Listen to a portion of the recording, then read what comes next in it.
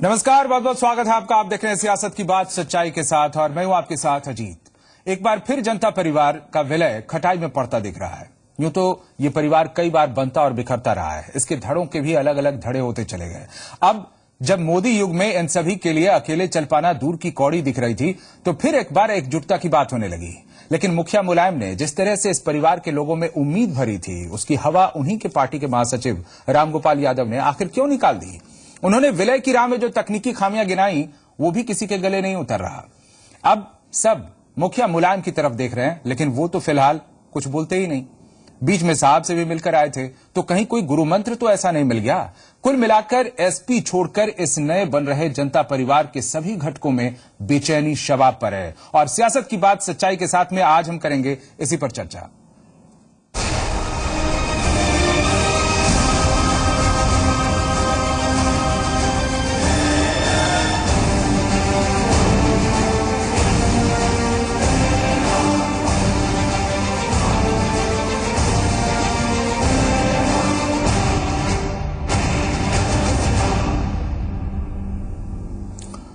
मुलायम सिंह यादव दंगल के चाहे जितने बड़े पहलवान रहे हों, पर सियासी दंगल में वो कब कौन सा दांव किस तरह से चल देंगे और सभी को चित कर खुद के लिए और सुरक्षित जगह बना लेंगे, ये कोई नहीं जानता। अब एक बार फिर जनता परिवार के विलय की राह में दिखाई जा रही खामियां, न जाने उनका कौन सा दांव हो। देखिए पहले ये रिपोर्ट। पहले ये तस्वीर देखिए। क्यों दिखा रहे हैं ये बाद में बताएंगे। अब इस तस्वीर के आगे खड़े समाजवादी पार्टी के महासचिव और मुलायम सिंह के भाई रामगोपाल यादव का बयान सुनिए। बहुत तकनीकी दिक्कतें हैं इलेक्शन कमीशन की वजह से, क्योंकि जिस दिन पॉलिटिकल पार्टीज ये लिख के दे देंगे इलेक्शन कमीशन को कि हम एक नई पार्टी बना रहे हैं और सब पार्टियां मर्ज करके, उसी दिन उस पार्टी का नाम और चुनाव चिन्ह ये दोनों फ्रीज हो जाएंगे। प्रोफेसर रामगोपाल यादव का यह बयान उस पूरी कवायद पर फिलहाल फुल स्टॉप की तरह है जो लोकसभा चुनाव के बाद से चल रही थी। वो कवायद जनता परिवार के बिखरे बिछड़े नेताओं और वोट बैंक को एक झंडे के नीचे लाने की थी।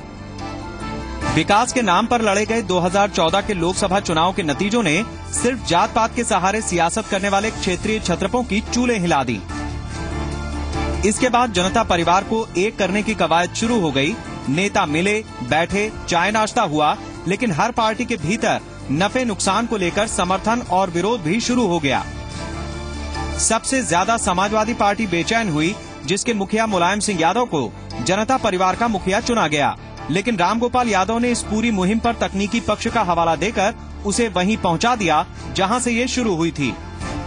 चूंकि बिहार में चुनाव बहुत नजदीक हैं और इसलिए इस स्थिति में पॉलिटिकल पार्टीज को नुकसान हो सकता है, क्योंकि अगर कोई व्यक्ति विरोध करता है किसी पार्टी में, वो कहता है कि हम नई पार्टी में शामिल नहीं होना चाहते हैं, हम अपनी पुरानी पार्टी को रखना चाहते हैं, तो वो पार्टी और वो चुनाव चिन्ह उसके पास बनी रहेगी।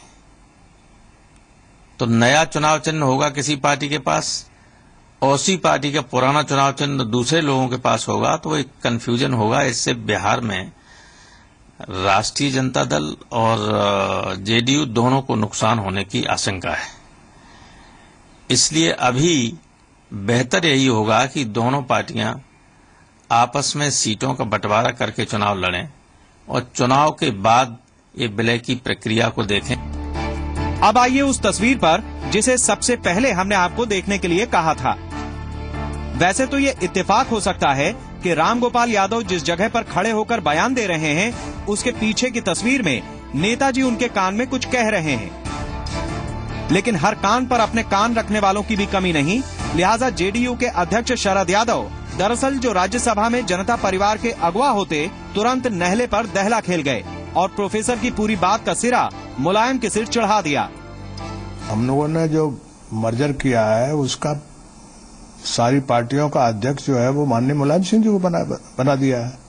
ये बात उनसे पूछना चाहिए, उनका काम है ये। हम इस पे कभी नहीं बोले। जो मर्जर वाला मामला है वो तो उसके लिए जिम्मेदारी माननीय मुलायम सिंह जी को दी हुई है। और 7 मैन कमेटी बनी हुई है, तो वो भी उनके अंडर में ही है। वैसे इस पूरी गुणागणित के पीछे एक वो मुलाकात भी हो सकती है जो बीते दिनों पॉलिटिकल मैनेजमेंट में माहिर मुलायम और मोदी के बीच हुई थी। उस मीटिंग की बातचीत का खुलासा तो नहीं हुआ, लेकिन उसके बाद जो हो रहा है वो हैरान कर रहा है। हालांकि जनता परिवार को एक करने के इस पूरे अभियान में जिसका सबसे ज्यादा फायदा हुआ वो लालू यादव हैं, क्योंकि उनकी अपनी सियासी जमीन बढ़ी हो या न बढ़ी हो, लेकिन अपने धुर विरोधी रहे नीतीश कुमार का कद कम करने में वो जरूर कामयाब रहे। दूसरी तरफ रामगोपाल ने भी बिहार में होने वाले चुनाव में सीटों के बंटवारे की बात कहकर लालू के लालटेन में तेल डाल दिया, लेकिन साथ ही यूपी की जमीन पर तीर चलने से पहले अपनी प्रत्यंचा खींच ली। अनुराग चड्ढा के साथ शेखर त्रिवेदी, जी मीडिया। और बीजेपी के यूपी अध्यक्ष लक्ष्मीकांत वाजपेयी ने जनता परिवार के इस विलय में आ रही दिक्कतों पर चुटकी ली है। उन्होंने कहा है कि यहां पाप ही भरता, इसलिए परिवार में पहले ही टूटू हो गई तो अच्छा है। मुलायम सिंह यादव चाहते थे जनता परिवार को बनाना, लेकिन रामगोपाल जी ने बयान दे दिया है। पूत के पांव पालने में दिख रहे थे, ये तो होना ही था। जी चलिए यूपी। और हमारे साथ खास मेहमान हैं, हमारे साथ स्टूडियो में है राजनीतिक विश्लेषक ज्ञानेंद्र शर्मा। बहुत बहुत स्वागत है आपका हमारे इस खास कार्यक्रम में। और हमारे साथ नोएडा स्टूडियो से जुड़े हुए हैं जी मीडिया संवाददाता अनुराग चड्ढा। अनुराग, जिस तरह से ये बातचीत हुई है, रामगोपाल यादव ने जिस तरीके से अपनी दिक्कतें रखी हैं कि ये सब खामियां हैं, ये सब तकनीकी दिक्कतें हैं जिसके कारण विलय में अभी बाधा पड़ सकती है, इस बातचीत में आपको क्या लगा कि क्या वो सीधे तौर पर नकार रहे हैं कि आगे अब कोई सूरत बनती नहीं दिख रही है, या लग रहा है कि कुछ लेट होगा, कुछ चुनाव का वक्त हो जाने दें, इसके बाद होगा, या फिर पूरी तरह से टालते हुए नजर आए? देखिए जी, देश की राजनीति में ये बिल्कुल ये बात गवाह है कि जब भी देश में कोई सेकुलर फ्रंट बना है तो हमेशा उसमें लड़ाई हुई है। ये नेता यूनाइट तो हो जाते हैं, लेकिन जब बाद में राजनीतिक अहम की बात आती है, पद देने की बात आती है, तो उनमें लड़ाई हो जाती है। और यही सब जनता परिवार में होता। शायद समाजवादी पार्टी के मुखिया मुलायम सिंह यादव, प्रोफेसर रामगोपाल यादव ये बात पहले ही मान गए कि इससे अच्छा आगे चल के लड़ाई हो, इस मामले को यहीं शांत कर दिया जाए। अगर हम जनता परिवार की बात करें तो सियासी नफा नुकसान को लेकर सारे ही राजनीतिक दलों के लोग आपस में बातचीत कर रहे थे। जिस तरीके से अगर प्रोफेसर रामगोपाल ने कहा कि जब जनता परिवार का अगर विलय होता तो सभी पार्टियों से चुनाव चिन्ह छिन जाते, इसके अलावा नाम बदल जाता, तो कहीं ना कहीं जो उनकी राजनीतिक जमीन थी वो नीचे धंस जाती। इसके अगर हम बात करें पार्लियामेंट के अंदर और दिल्ली के जो अंदर जो उनको ऑफिस जगह जगह मिले हुए हैं वो ऑफिस छिन जाते, तो बहुत ज्यादा नुकसान फिलहाल जनता परिवार में देखने को मिल रहा था। शायद यही वजह थी कि मुलायम सिंह यादव ने 3 दिन पहले अपने घर पर एक मीटिंग बुलाई, जिसमें प्रोफेसर रामगोपाल यादव के अलावा लालू प्रसाद यादव थे। उनको उनसे बैठकर बातचीत हुई कि अब आगे क्या किया जाए। तो उस बैठक में निर्णय लिया गया कि फिलहाल मर्जर में किसी तरह का कोई फायदा नहीं है, भविष्य में मर्जर देखा जाएगा। फिलहाल एक मंच बनाया जाए, उस मंच पर रहकर ही लड़ाई लड़ी जाए। तो इसी वजह से प्रोफेसर रामगोपाल ने आज ये बयान साफ तौर पर दे दिया। हालांकि मुलायम सिंह यादव को यह बयान देना चाहिए था। यानी आपको लगता है अनुराग के अभी कुछ दिनों के लिए इसे टाला है और बीच में इस पर और भी बातें होंगी, इसके बाद फिर आगे बढ़ा जा सकता है या फिर पीछे भी हटा जा सकता है, इसके लिए भी एक विकल्प उन्होंने खुला रखा है, ये एक रास्ता छोड़ रखा है। ज्ञानेंद्र जी, क्या लगता है आपको, जिस तरीके से रामगोपाल यादव ने इसके पीछे की तकनीकी खामियां गिनाई हैं, उनमें सच्चाई है या पर्दे के पीछे से कोई और दांव इसमें चला जा रहा है? देखिए, तकनीकी खामियां तो एक बहाना लगता है जी, क्योंकि तकनीकी खामियां जो अभी प्रोफेसर रामगोपाल यादव गिना रहे हैं ये तो शुरू से उनको अंदाज था। और प्रोफेसर रामगोपाल यादव, आपको ये बता दें कि समाजवादी पार्टी के सारे कानूनी मसलों, चुनाव आयोग से जुड़े हुए प्रसंगों और ऐसे ही दूसरे मामलों पर मुलायम सिंह यादव की अंतिम राय देने वाले व्यक्ति हैं और उनकी पूरी राय मुलायम सिंह यादव बड़ी तवज्जो उस पर देते हैं और पूरी बात मानते हैं। प्रोफेसर रामगोपाल यादव ये सारे काम दिल्ली में बैठ के करते हैं। उन्होंने, मेरा अंदाजा ये है कि जब ये एक ऊपर एक एकता कायम हुई, बाद में जब इसके परिणाम देखने को आए तो समाजवादी पार्टी के अंदर खुद प्रोफेसर रामगोपाल यादव और कुछ हद तक मुख्यमंत्री अखिलेश यादव दोनों खास तौर से और तमाम नीचे के कार्यकर्ता और नेता इस मर्जर के और नए दल के गठन के खिलाफ रहे हैं। और सबसे बड़ी चिंता का विषय उनका ये था कि गठन के समय क्या होगा, ये चिंता कम थी।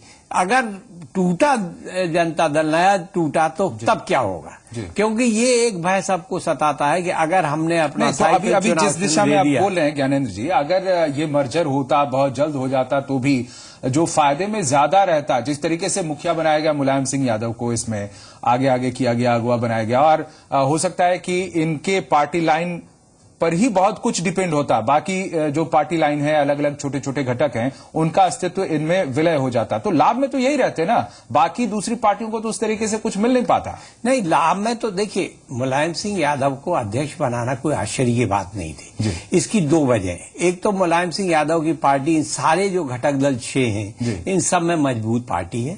दूसरा, मुलायम सिंह यादव का कद इन सारे नेताओं से बड़ा है, तो इसलिए उनको अध्यक्ष बनाने की कोई इसमें कोई आश्चर्य की बात नहीं है। लेकिन एक बात ये ध्यान में देने की है कि मुलायम सिंह यादव को क्या फायदा होता है उत्तर प्रदेश में। इस नए दल के गठन से ना तो लालू यादव की पार्टी का कोई असर है, ना जेडीयू का कोई असर है, ना चौटाला की पार्टी का यूपी में कोई असर है। तो अगर यूपी में कोई चुनौती है या कोई असर रखता है तो सपा की धुर विरोधी बसपा के पास है जी। तो अगर दोस्ती हो तो बसपा से हो, तब तो कारगर हो, वरना अन्य दलों से दोस्ती से कोई लाभ ना तो सपा को है ना किसी को। नहीं, क्या केंद्रीय स्तर पर कुछ आगे की उम्मीद जैसे वो देख रहे थे, कोई रास्ता उन्हें नजर नहीं आ रहा था केंद्रीय राजनीति में कि किस तरीके से अपना कद और आगे बढ़ाया जाए, ऊपर किया जाए? देखिए, आप सारा का सारा मसला मैं समझता हूं कि जिस तरह से ये टाला गया है, सारे दल और खासतौर से समाजवादी पार्टी ये देखना चाहती है कि बिहार में जेडीयू और राजद यानी लालू यादव का दल दोनों मिलकर किस तरह से चुनाव लड़ते हैं और जनता का रुख उसके प्रति क्या होता है। अगर ये दोनों दल एक होकर लड़ते हैं, जैसे एक बयान आपने देखा हो, गौर किया हो कि 100 सीटों का बंटवारा दोनों के बीच हो गया, लेकिन कई सीटें ऐसी हैं जो बिहार में जिन पे दोनों दलों में एका कायम नहीं हो रही है और तमाम तरह के मतभेद है। मुलायम सिंह यादव ने ये बयान दिया था कि जो सीटें आपस में आप तय नहीं कर पा रहे हैं उनका विवरण मेरे पास भेज दीजिए, मैं तय करूंगा कि कौन सी सीटों पर किसको लड़ना चाहिए। ये उन्होंने मध्यस्थता के तौर पर या ये कहिए कि नए दल के अध्यक्ष के तौर पर बात कही थी। लेकिन असली बात यह है कि जेडीयू और राजद का गठबंधन कितना कारगर और कितना प्रभावी, मतलब एक तरह से कहें कि आप उन्हें एक पासा फेंका है और देखने की कोशिश की है, ये जांचने की कोशिश की है, टेस्ट किया है कि आखिर कितनी शक्ति है, ये लोग खुद से भी आजमाइश करें, आगे बढ़े और उसके बाद जाकर हम इनकी शक्ति का एक जगह संग्रहित करके कोई सदुपयोग कर पाए। बिल्कुल जी। अनुराग, जिस तरीके से रामगोपाल यादव ने ये बात रखी है, इसके बाद जो तमाम दल के लोग ये मांग कर रहे हैं, जैसे शरद यादव ने कहा कि हम तो अब चाहेंगे कि इस पर मुलायम सिंह यादव अपना रुख स्पष्ट करें, क्या इस पर बात आगे बढ़ी है? क्या मुलायम सिंह यादव खुद आगे आकर उन्हीं बातों को दोहराएंगे या कुछ नई बातें कहेंगे, क्या अंदाजा लग रहा है अनुराग?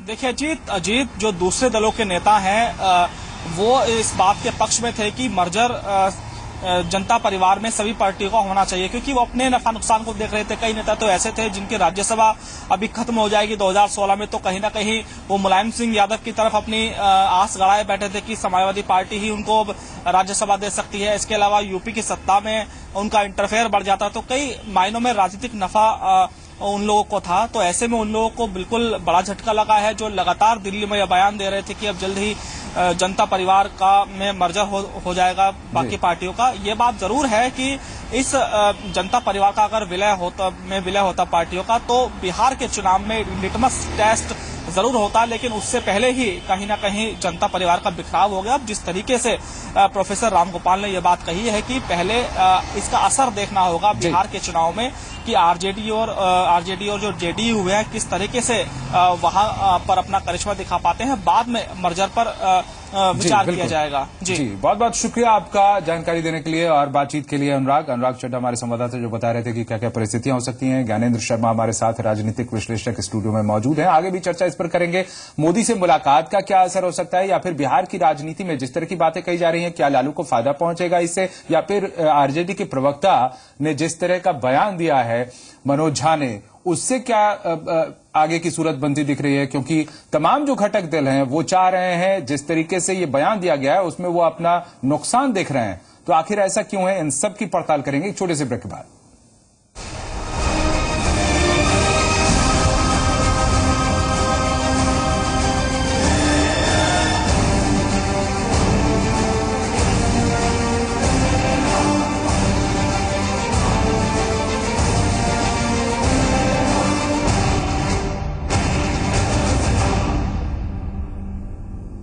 आयोजक हैं अमूल इनरवेयर, जियो दिनक दिन धा, देगी मिर्च का तड़का अंग अंग फड़का, MDH की देगी मिर्च और DHL global brand excellence simply delivered.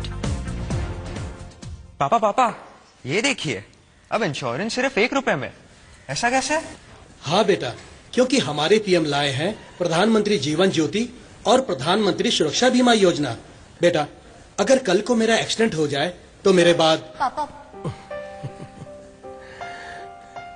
बाद 2 लाख रुपए का बीमा तुम लोगों को मिलेगा, या फिर विकलांगता की स्थिति हुई तब भी 2 लाख तक मिलेगा। तो क्या इस योजना का लाभ हम भी उठा सकते हैं? हाँ बेटा, क्यों नहीं। 18 साल से ऊपर का कोई भी खाता धारक इस योजना का लाभ ले सकता है। सुनिए जी, आप जाइए और चारों का बीमा करवाइए। बिल्कुल ठीक कहा तुमने। ना होगी परिवार की चिंता, ना होगी कल की फिक्र, ना होगी कल की फिक्र, प्रधानमंत्री की योजनाओं से जिएंगे हम बेफिक्र। अब जिएंगे हम बेफिक्र, हाँ जिएंगे हम बेफिक्र।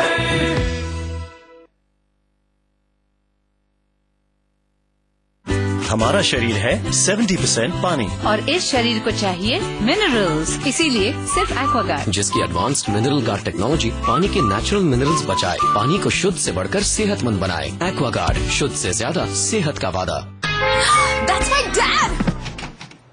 Hi Dad.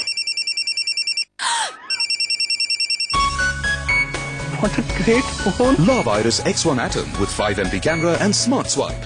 How much? 4444. Unbelievable. Lavirus X1 Atom. We put the art in smart. अपन को तो एक ही तरीका आता है, जब कोई इज्जत से ना दे तो गला काट के ले लो।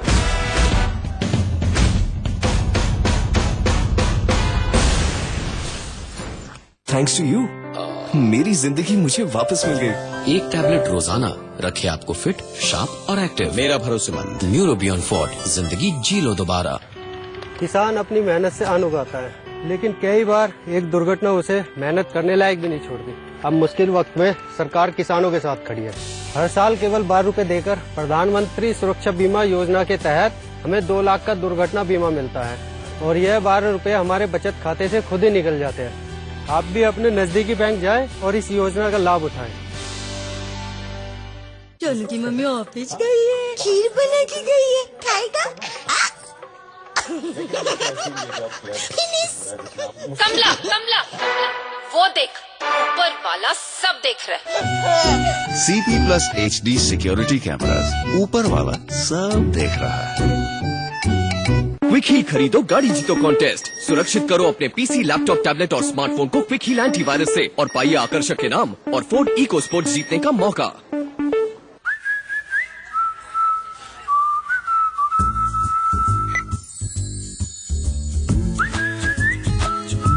जब आपका अकाउंटिंग सॉफ्टवेयर अकाउंट्स के साथ साथ बिजनेस मैनेज करने में भी आपकी मदद करे, तो आप चैन की सीटी तो बजाएंगे ही। Busy business accounting software, not just accounts, manage your business. किसान अपनी मेहनत से अन्न उगाता है, लेकिन कई बार एक दुर्घटना उसे मेहनत करने लायक भी नहीं छोड़ती। अब मुश्किल वक्त में सरकार किसानों के साथ खड़ी है। हर साल केवल 12 रुपए देकर प्रधानमंत्री सुरक्षा बीमा योजना के तहत हमें 2 लाख का दुर्घटना बीमा मिलता है, और यह 12 रुपए हमारे बचत खाते से खुद ही निकल जाते हैं। आप भी अपने नजदीकी बैंक जाएं और इस योजना का लाभ उठाएं। फोर्स का बलवान, जिसकी टेक्नोलॉजी इतनी बेहतरीन जो करे पूरा दम वसूल। एक भी HP न जाए फिजूल, ज्यादा उगाए, ज्यादा कमाए, ज्यादा बचाए पोस का बलवान, पूरा दम वसूल। बलवान ट्रैक्टर के डीलर बनने के लिए कॉल करें 1800-233-5000।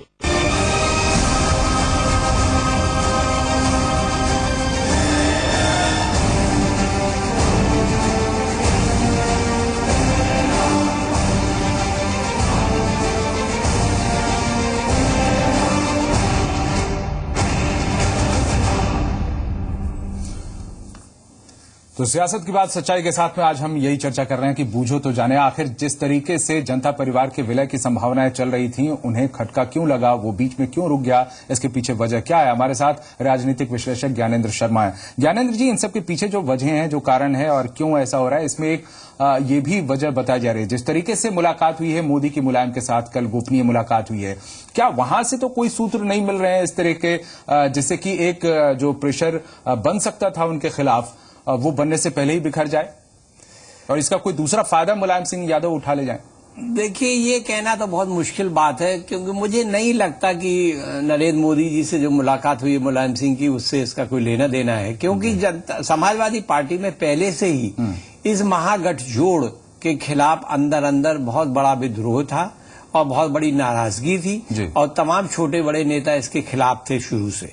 ये बात अलग है कि नरेंद्र मोदी की पार्टी और उनकी सरकार कई मसलों पर लेके, खास तौर से जिस तरह से संसद में उनके विधेयक, सरकारी विधेयक लंबे थे, उनको लेके बेचैन है और वो चाहते हैं कि किसी तरह से यूपी के दो बड़े दल सपा और बसपा उनका साथ दे दें तो उनकी नैया पार हो जाए। लेकिन एक बात अजीत और भी है कि देखिए, ये नया दल गठित करने में दिक्कत क्या है। देखिए, जो नए पौधे होते हैं, आप नया पौधा एक जगह से उठा के दूसरी जगह आसानी से लगा सकते हैं, क्योंकि उसकी छोटी सी जड़ होती है, जमीन में उसकी बहुत बड़ी पकड़ नहीं होती है, वो उठ के चले जाते हैं। लेकिन जो बड़े पुराने पेड़ हैं, उनको एक तो पूरी जड़ समेत उखाड़ना और फिर उसके लिए दूसरी जमीन तलाशना उतनी बड़ी और वो लगाना ऐसा बहुत मुश्किल होता है। और आमतौर पे इतने बड़े पेड़ दूसरी जगह स्थानांतरित नहीं हो पाते हैं। ये ही इनके साथ है कि इतने बड़े बड़े दल हैं, ये इतने बड़े बड़े घटक दल। ये बड़ी अच्छी बात कही आपने ज्ञानेंद्र जी।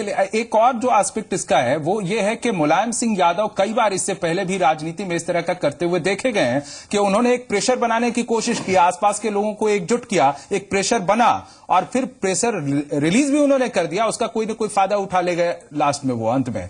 क्या इस बार भी कुछ वैसी सूरत बनती हुई दिख रही है? इस बार ऐसी सूरत इसलिए नहीं बनेगी कि देखिए, समाजवादी पार्टी 22-23 साल पुरानी पार्टी है और मुलायम सिंह यादव ने अपने अकेले के दम पर, ये बात आपको माननी पड़ेगी, अपने अकेले के दम पर समाजवादी पार्टी को खड़ा किया है। नहीं तो ये इसका फायदा बीच बीच में लेते रहे ना कि प्रेशर बनाया, जैसे ममता बनर्जी के साथ राष्ट्रपति चुनाव में भी ऐसा ही कुछ हुआ था। अभी एक साथ कई लोगों को लाया उन्होंने। अभी तमाम जो छोटे दल हैं वो छटपटा रहे हैं कि नहीं भाई, हम तो एक बार सैद्धांतिक हम लोगों का मन मिल चुका है, अब हम पीछे हट ही नहीं सकते हैं। आरजेडी के प्रवक्ता ने यही कुछ कहा है। देखिए, मुलायम सिंह यादव जी का आप एक बात समझिए, उनकी जो बेसिक जो कार्यशैली है, जो मूल उनकी कार्यशैली वो ये है कि वो सारे दलों से बात करेंगे, सारे लोगों से मिलेंगे, लोगों को मदद करेंगे, सब करेंगे।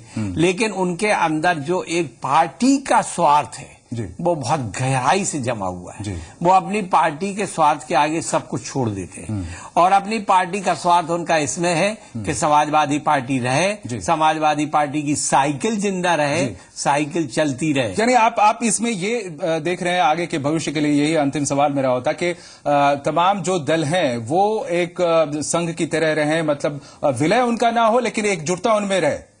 बिल्कुल। देखिए, अभी जो फिलहाल संभावना नजर आती, मुझे वो करना चाहिए। यदि ये तकनीकी खामियां जैसी प्रोफेसर राम गोपाल यादव गिना रहे हैं अगर हैं, तो फिलहाल एक ही विकल्प है कि इस पूरे पैराफर्नीलिया को एक महासंघ का रूप दे दिया जाए और सारे घटक दल अपना अपना अस्तित्व कायम रखें, अपने अपने चुनाव चिन्ह कायम रखें और एकजुट बने रहें और जहां भी राजनीतिक प्रेशर जिस तरह का बनाना चाहते हैं या जो दिशा देना चाहते हैं वो दिशा वो देते रहें। बहुत बहुत शुक्रिया आपका। हमारे साथ राजनीतिक विश्लेषक ज्ञानेंद्र शर्मा इस चर्चा में आप जुड़े, आपका बहुत बहुत धन्यवाद। सियासत की बात सच्चाई के साथ में आज फिलहाल इतना ही।